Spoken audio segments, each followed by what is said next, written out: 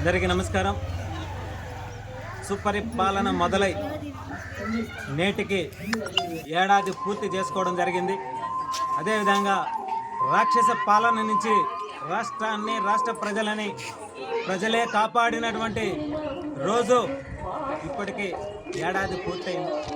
అవినీతి అక్రమాలతో 5 సంవత్సరాల పాటు రాష్ట్రం అల్లాడిపోయి, రాష్ట్ర ప్రజలు అల్లాడిపోయి, రాజధాని లేని రాష్ట్రంగా, పోలవరం ప్రాజెక్టు పూర్తిగాని రాష్ట్రంగా, వైజాగ్ స్టీల్ ప్లాంటు ప్రైవేటీకరణకు పాల్పడే విధంగా 5 సంవత్సరాల పాటు వైసీపీ పాలన కొనసాగింది. మరి ఆ పాలన నుంచి రాష్ట్ర ప్రజలందరూ కూడా మాకు వద్దయ్యా ఈ రాక్షస పాలన, మంచి పరిపాలన కావాలని చెప్పి కూటమి ప్రభుత్వాన్ని ఆశీర్వదించి నేటికి ఒక్క ఏడాది పూర్తయింది.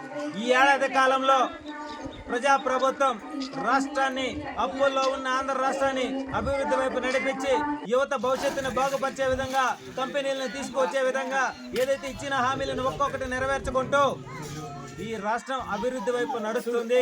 ఈ ఏడాది కాలంలోనే ఇది మంచి ప్రభుత్వం, ఇది అబ్బురుపరిచే విధంగా ఉంది అనేటువంటి ఒక చరిత్రను సృష్టించింది కూటమి ప్రభుత్వం. ఆంధ్ర రాష్ట్ర పరిపాలన ఈ ఒక్క సంవత్సరంలో దేశంలోనే ఒక ప్రత్యేకమైన రాష్ట్రంగా గుర్తింపు తెచ్చుకుంది ఈ ఆంధ్ర రాష్ట్రం. దానికి ప్రధాన కారణం కూటమిలో భాగంగా కేంద్రంలో నరేంద్ర మోడీ గారు, రాష్ట్రంలో 40 సంవత్సరాల అనుభవం కలిగినటువంటి చంద్రబాబు నాయుడు గారు ముఖ్యమంత్రిగా, డిప్యూటీ సీఎంగా మా అధినేత